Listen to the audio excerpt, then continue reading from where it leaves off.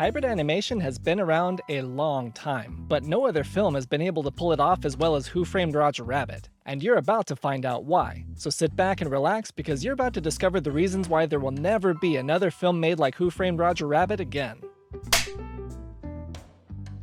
To kick things off, it's important for you to understand that this movie was made in the late 1980s, when CGI was in its infancy. The director Robert Zemeckis did consider the idea of using computers to animate the cartoon characters, but one of his main goals with the movie was to pay an homage to the golden age of American animation. So in order to do that, he decided that they had to animate everything by hand in order to make the characters look and move as they did in the early 1900s. Earlier attempts at hybrid animation had been made by Disney and even Warner Brothers, all with varying degrees of success, but they had all one thing in common.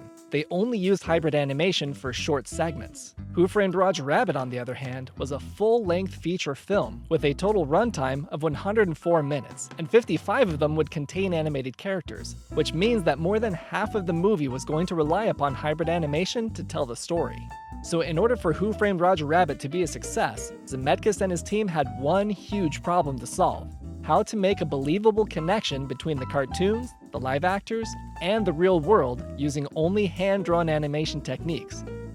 The filmmakers decided that maintaining sightlines was critical to establish a believable connection between the cartoons and the actors. And they concluded that previous attempts like in Mary Poppins hadn't done this well enough, because if you look closely at this scene, you can see Julie Andrews isn't always looking directly at every character to make you believe that she actually sees them.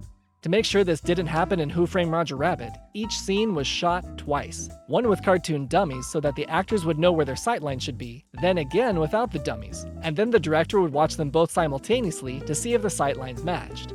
This hopefully helps you realize how amazing Bob Hoskins' performance was. He had to convince you that he was seeing someone that wasn't really there. He wasn't perfect at it, however, but because the animators were working on the movie after the whole thing had been shot, they were able to make adjustments to fix those problems, like having Roger stand up on his toes to match Hoskins' sightline, or using Roger's hand to meet his gaze to make sure that eye contact was never lost.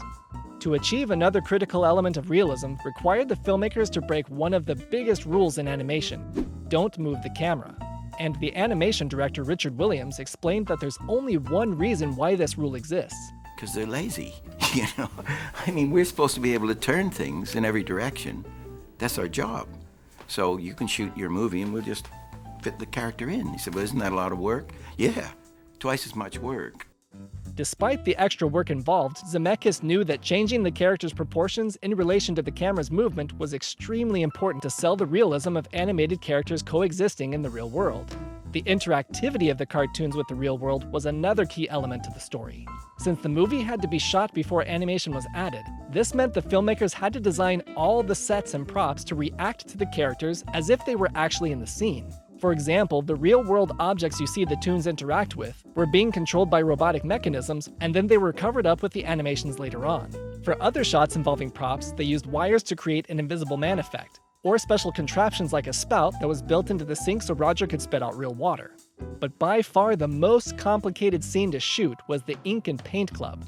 For example, to do the penguin's trays, the whole set had to be built about 8 feet above the ground, so that the puppeteers could be beneath it, running around with the trays attached to rods while moving around on a designated track. Donald and Daffy's pianos were designed to play Hungarian Rhapsody by themselves, and hydraulic lifters and collapsible legs were installed, so the instruments could react to Donald and Daffy's movements throughout their performance. Not only did the filmmakers have to make audiences believe that the toons could interact with the real world, but they also had to make the characters blend in with the real world as well, which they achieved in painstaking detail with chiaroscuro, meaning the use of light and shadows to make two-dimensional characters look three-dimensional. Now remember, they didn't use computers, so this meant that the effects team had to photograph each frame of the character using 4 different types of lighting mats. You can imagine how slow this process would be, because there were 82,080 frames of animation in the movie. It took 2 years just to complete the animation side of the movie, requiring the animators to sometimes work upwards of 20 hours a day to meet deadlines.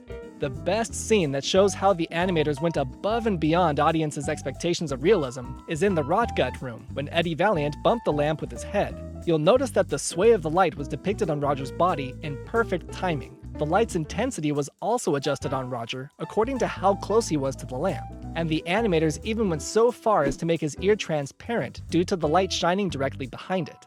Who Framed Roger Rabbit was one of the most expensive movies of its time, costing around $45 million to make, and the animations alone averaged between $250,000 and $300,000 a minute.